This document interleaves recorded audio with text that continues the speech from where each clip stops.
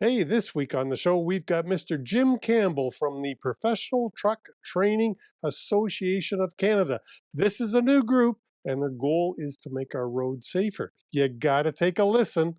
Jim is next. Welcome to the Trucking Risk and Insurance Podcast. Jim, welcome to the Trucking Risk and Insurance Podcast. We're discussing today Professional Truck Training Alliance of Canada. What the hell is this?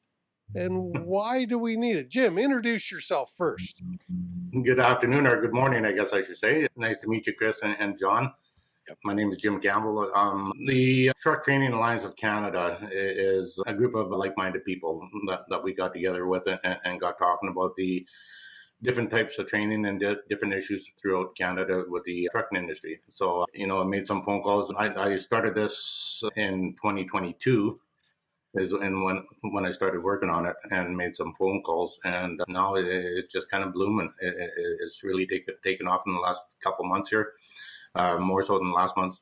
We did our first press release, and been getting all kinds of inquiries, and everybody's taking notice, which is a good thing. So right. I did think about this about 5-6 years before that, and gave a few phone calls, and then just kind of put it on limbo for a little while, did a little bit more research, and 2022 I got a little bit more serious, and here we are.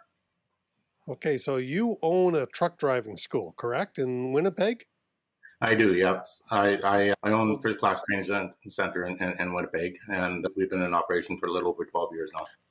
Okay, and the PTTAC, as the acronym is, or Professional Truck Training Alliance of Canada, this is a group of truck driving schools across the country, is it not? That's right. We want to try to get all the provinces across Canada, coast to coast to coast. So yeah, we have the whole goal is to get at least to start with the 2 reputable schools in each province to represent the provinces. And it's working out very well. Yeah, it's working very well. A step in the right direction. That's right, yeah.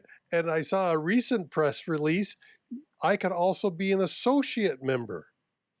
That's right, yeah. Yeah, we have basically 3 levels of membership. We have the school membership, affiliate, industry associations. Yeah, because I saw PMTC and Kelly Henderson's Transatlantic Human Resources. Did I say that right? Yeah. Trucking and Human Resource Sector Council, Kelly Henderson, and PMTC. They're very excited to be on board with us, and that's huge. Yeah, and I mean, it's huge to have associate members. 2, it's huge to have quality associate members, because that speaks a lot about your organization when other good organizations support you. Absolutely. Yeah. Why do you think it is that we need an alliance for truck driving schools across Canada? Honestly, I think it's a mess. It's a mess. Be specific about. The industry is becoming a big mess. What's going out in the industry is becoming a big mess. And things need to be fixed and addressed. It's something that's needed all across Canada, because I've talked to different provinces, and we all have our issues, and a lot of them are the very same issues that we're having that are not being addressed. And I think it's time that we stand together and start making push for some decent changes that are going to make a difference in road safety. And that's what this is all about, is road safety, right? We all have loved ones on the road. And that's what concerns me. It's concerned me from day one. And that's one of the main reasons why I've been pushing this. There's a number of things that have to be done. We all know about the Humboldt and what happened after that. And it's unfortunate that something like that had to happen to make government officials take notice. I pushed for mandatory training many years, almost a decade before that even happened, and turned to blind eyes or deaf ears. And so they came out with this milk program, and because they basically had to, it was worldwide press, right? So they figured, okay, we'll throw out a milk program, and which they did. And I'm not knocking the officials for this. Something had to be done. And honestly, milk is a good program, but there's lots of room for improvement. And they dropped the all in a lot of different areas. And I think that's the importance of forming a group like this, where we could all put our minds together and come up with a solution and hopefully fix the problem, right? Or Right. address it. And so just for our listeners and viewers, MELT is the minimum entry level truck driver training program. I don't think I said MELT exactly right, but that's what it is. Has it now been adopted in all of the provinces, or is it close to being adopted in all of the provinces now? It is. It's definitely getting closer, but the problem is it's not consistent. No, it's different, varying levels of it across Canada, isn't there? Absolutely. I mean, Ontario, I believe, is 103. Right. Without air brakes, but without air brakes, it's 100. Without the air brakes, that's right. And then it went to Saskatchewan, Alberta at 121 and a half hours. And then Manitoba ended up adopting Saskatchewan, Alberta's at 121 and a half hours. BC is a little bit more now. They just got their MELT system going not that long ago, which is a little bit more hours, which I understand for the mountains and stuff like that. But, there's no consistency. And more importantly, there's no oversight.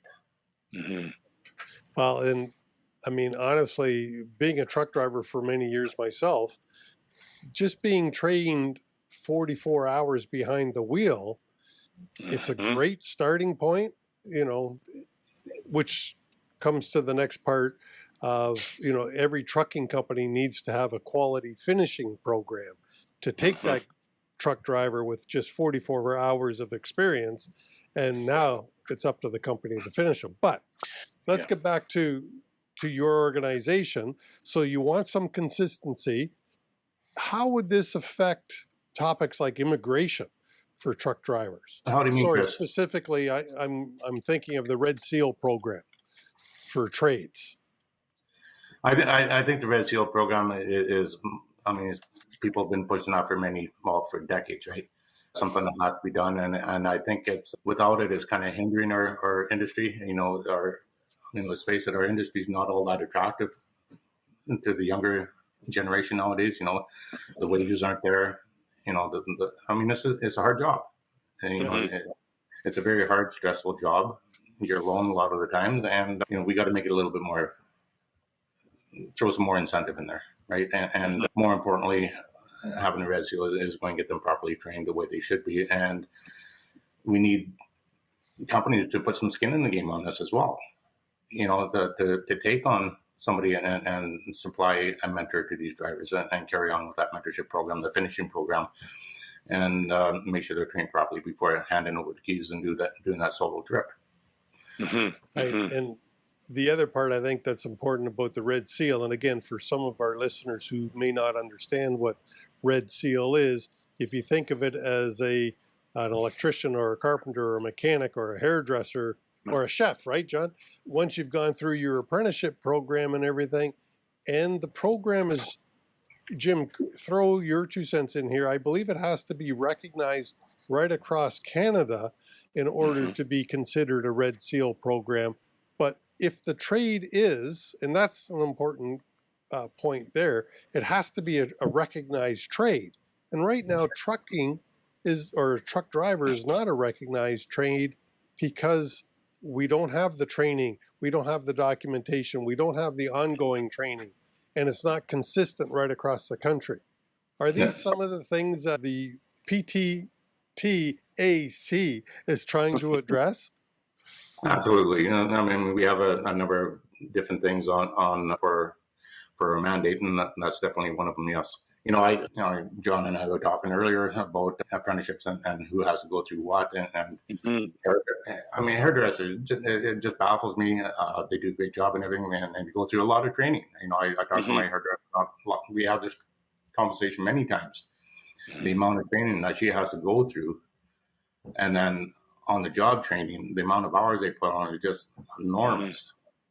Well, let me share with you some of those stats. I've got them right here because I'm anal about this as we got into our conversation earlier. So, in order to become a Red Seal certified hairdresser, you have to complete 3,500 hours. Okay, so approximately 2 years. Of that 3,500 hours, 480 hours of it is in-school training. And then the other 3,020 is on the job, mentoring, apprenticing, and whatnot. And all that has to be documented. 480 hours in school, in class training to be a hairdresser is a far cry from 103 and a half hours to be a Class 8 or Class 1 tractor trailer driver. And then there's there's no formal finishing training that's documented or structured or anything like that for that driver to carry on, for another 3,000 hours. And it's like, wow,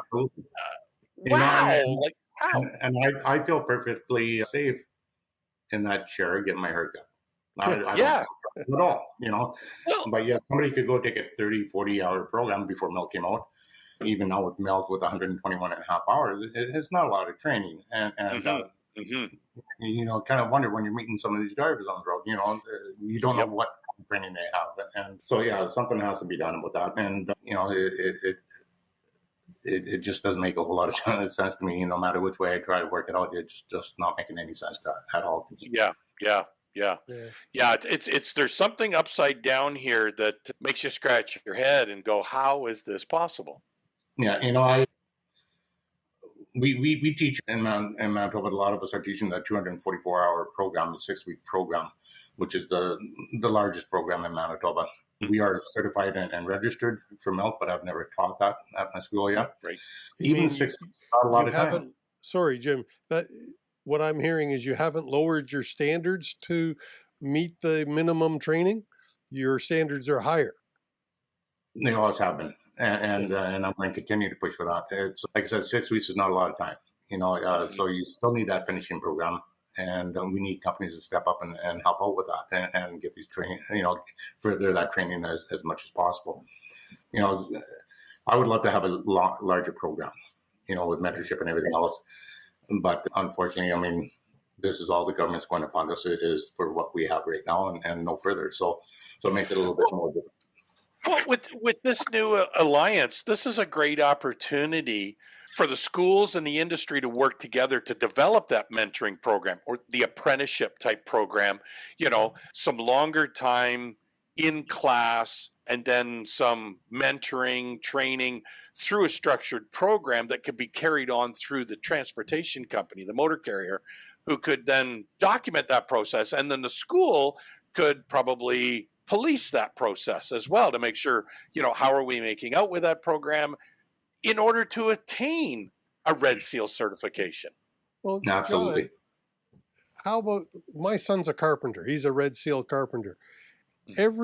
Once a year he had to return to school to learn how to swing a hammer. And, there's a lot to carpentry. But there's a lot to truck driving. Trucks are changing every day. The technical end of the trucks, and I think we do driver evaluations as well, and it's amazing. It's the bad habits that form. We all go through that at some point, right?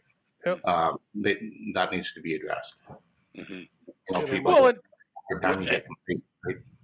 And not only the drivers, or in this case, the students that would come to you, but I believe we don't really have a true certified instructor program as well, do we? We do, or we're supposed to. Every province is a little bit different, but there's, again, no consistency across the board. And Melt is supposed to be a consistent program, because when I went through all the consultations with Melt here in Manitoba, I'm not bashing the government or the people that worked on Melt.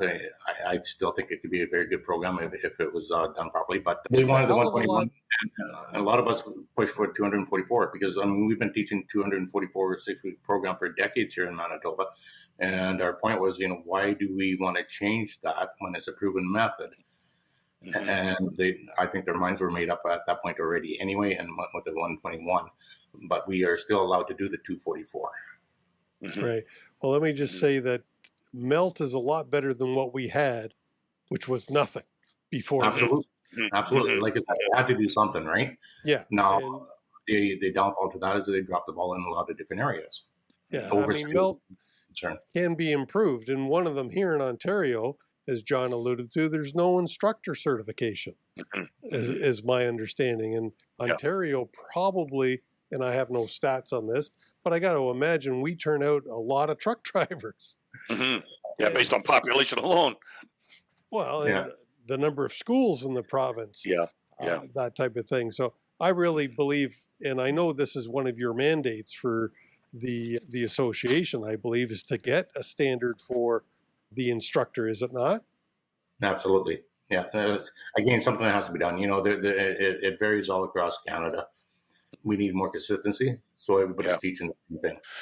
Well, and the thing is, we've got lots of instructors, and I don't want this to sound negative by any of it means. We got a lot of good instructors out there, and some certification would help to recognize those guys that are helping to teach new people how to drive tractor trailers. Absolutely. That's so important. Yeah. You know, years of experience that goes a long way and needs to be recognized. Absolutely. And again, you know, that's part of the oversight as well. The people that are teaching these individuals and taking them to the test site to get their license and challenge their test, are the instructors being questioned and asked for their instructor's permit? Not here, you know, so it's there's a lot of things that could be fixing the problem. And for a while, you know, we have people teaching, not just here in our province, but people are teaching how to do something they don't even know how to do themselves. And we all know how good that is for the industry, right? Yeah. Well, I can tell you a true story from, now this is an older story, but a friend of mine, he was driving forklift at a trucking company that I was working with.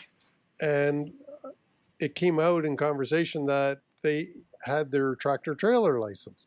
And I said, why aren't you driving tractor trailer? Well, I failed my road test here when I applied and they put me in a forklift. I said, oh yeah, this is a part-time job for you, right? He said, yep. I said, what do you do full-time?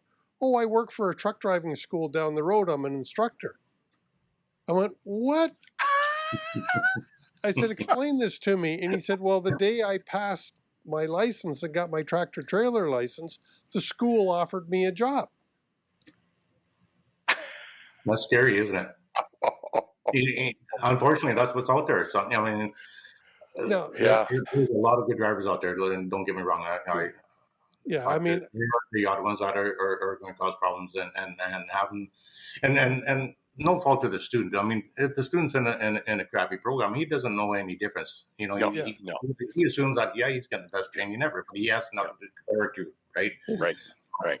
Jim, let me give a shout out to TTSAO, because they are now auditing new schools that want to get into TTSAO, and they're auditing their existing schools. And I can, because I'm one of the auditors, I think there's 7 or 8 of us, I can say that, no, they actually have standards for the instructors, and that was not a TTSAO school.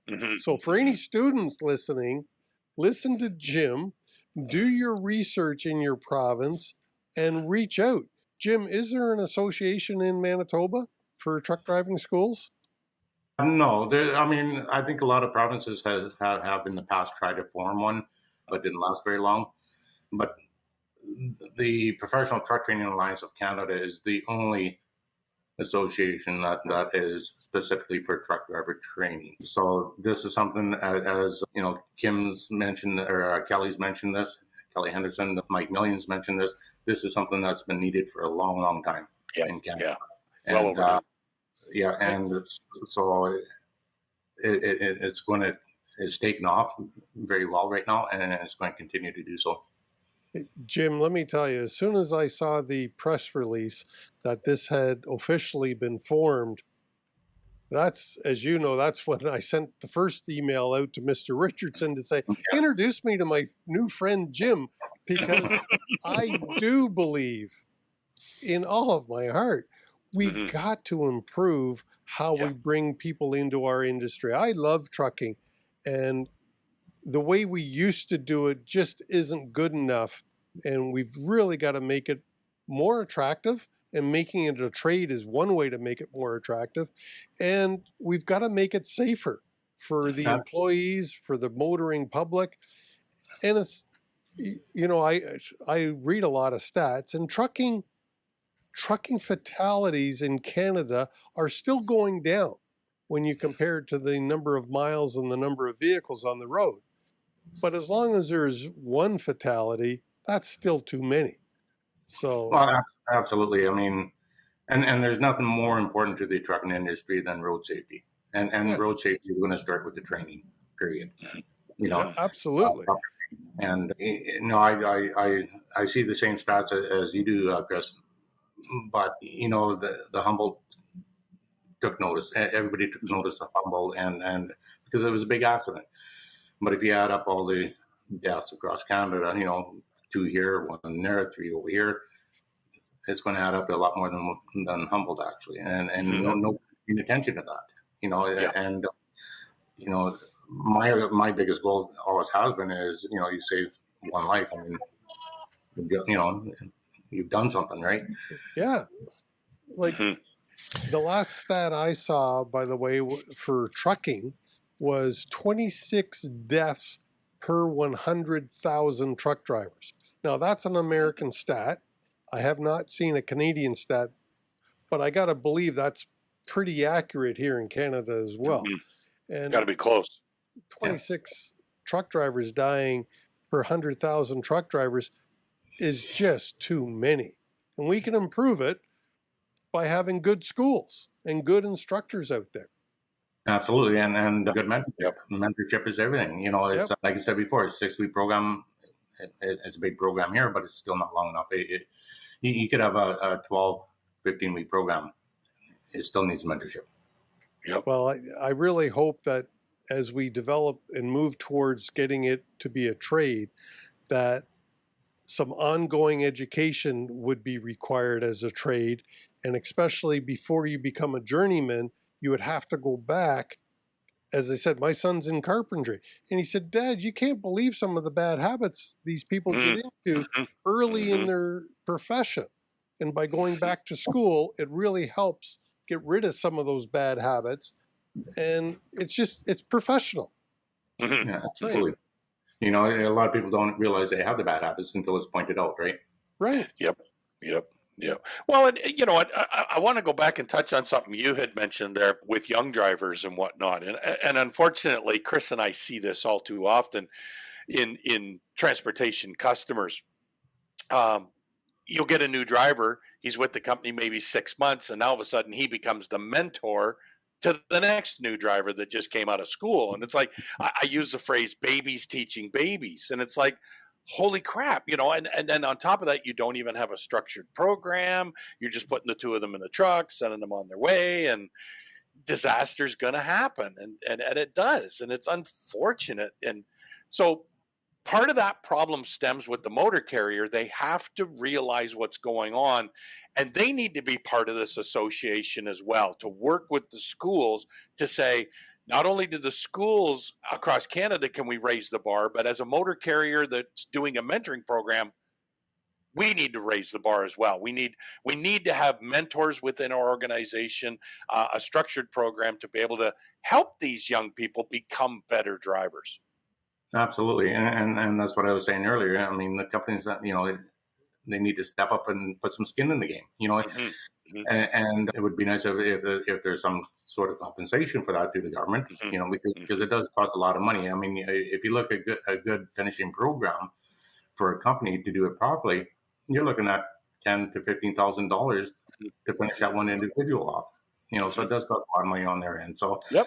So, they are stepping up. A lot of the companies are stepping up and doing that. Yeah, many of the quality companies, and I'll jump over to Winnipeg there and say a Bison, for example, they do it.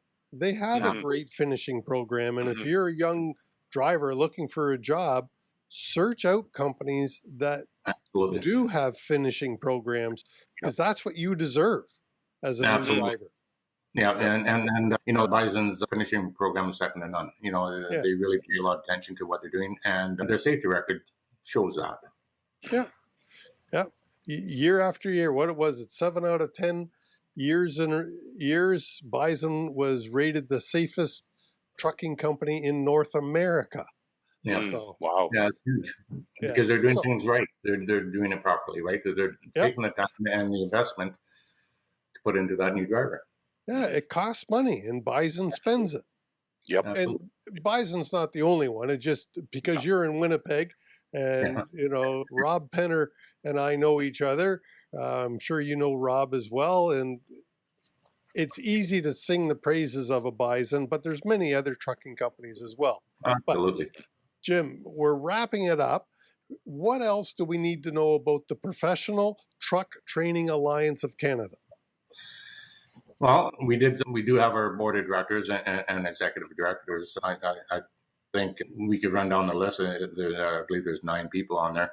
Don McDonald, he's from Calgary. Carmilla Gennaro from Edmonton. Earl from Maxim. Training is Saskatoon. Chris Schroeder, he's from Yukon, Northwest Territories. Nunavut. Jeremy Truro, Nova Scotia. Matt, you probably know Matt Richardson. South Caledonia. Brian Liveling, I think it is, Ontario. Tony Falk from Blooming North. These are all the like-minded people that we originally sat down and talked to, going back when we first started this, right? And so we got a lot of the provinces covered. A lot of these are they've been involved right from day one, and we're all pushing for the same thing. So instructor certification, oversight is, we talked a little bit about the oversight. No oversight. I think that there's 9 people. I don't know how many schools in Ontario, but there's quite a few in Ontario, in Mississauga alone, I believe. 9 people doing oversight. And those 9 people aren't just doing oversight on truck driving schools. No. They're doing the hairdressing schools and all the other schools that are involved as well. It's we have 2 people inadequate. Sorry? We have 2 people doing 500 schools here. So I don't think anybody's going to get an audit anytime soon, really, but unless something goes wrong, right? And that's where I think that's the major ball that they dropped is oversight. You can't just put a program on and just do your own thing. It doesn't. Well, and correct me if I'm wrong. These folks that are doing, the oversight reviews or audits or whatever it be, they're not specialists in your school realm. They're generalists. They're just looking to see, do you have some documentation in place? Do you follow the rules that you're supposed to? But they're not like people that have driven tractor trailers, so they have a more insight as to what they're looking for when they go into that school. Actually, these 2 actually have a license, but I think between the 2 of them, it's not a whole lot of experience. They definitely don't have, and not just this province. To do the oversight, you got to have the experience on not just the trucking industry, but how to teach properly and what are you teaching. And so there's so much more involved in truck driver training than people realize. And again, 6 weeks for me is just never long enough. It just goes so fast, and you try to get as much information as you can and thrown at these students in 6 weeks. And then hopefully they go with a company that's going to carry on the mentorship. So those are some of the things that we're really pushing for. But we want harmonized regulation and compliance through all the schools and across Canada. So we're all dealing on the same level, right? And pushing out the same quality of drivers. We're just tired of seeing less than qualified drivers out there causing havoc, right? And they need, it's time for change. It is. And a great organization has been started now, and it's getting industry support. It's getting industry support from other like-minded owners of truck driving schools like yourself, and it's getting industry support from people like, Kelly Henderson's group, Mike Million's PMTC. I mean, this is industry support. So it's great. And congratulations, Jim, for being involved. I know you're not the only one, but for being involved in getting this thing off the ground. I agree 100% with you that we need better oversight. We probably need better standards as well. And we need consistency right across the country. Absolutely, and that's where, you mentioned Kim Richardson earlier. I do have to let you know that Kim was my co-chair at first, and he was my first phone call. Because I did some research on PTSAO, and I got talking with him, and the guy is amazing. He really is, and so he helped me launch this thing, and he also owns Transrep as well, so we hired Transrep to kick off the association, build it strong, and move forward. So Kim we hired him as our senior advisor, and so a big shout out to Kim. We've gone so far. He's done so much work with me and with the rest of the group that this is not all about Jim. I mean, I put the idea out there, and Kim and I started making phone calls, and we got connected with the right people, and it's the right people that are pushing us forward. Without what we have right now for involvement, we wouldn't be this far. Cool. Yeah, no, cool. You need support, and it's always a team. Absolutely. Yeah, absolutely. There's no way I'd be able to pull this off by myself. Oh yeah. Yeah. Well, and not you're running. I'm not going to lie, right? Yeah, but you're also running a successful school. So an endeavor like this is a huge undertaking, and I for one, congratulate you for doing it, because it takes it's going to be a lot of heavy lifting, but it needs to be done. I really enjoy it. Good. Thanks, Jim, for coming on the show. Truck Training Alliance of Canada. All right, Jim, thanks. Keep up the great work. That's it for this week on the Trucking Risk and Insurance Podcast. Please leave a comment in the notes down below. Did you enjoy the episode? Give it a like if you did. Appreciate you all so much. That's it for this week on the Trucking Risk and Insurance Podcast.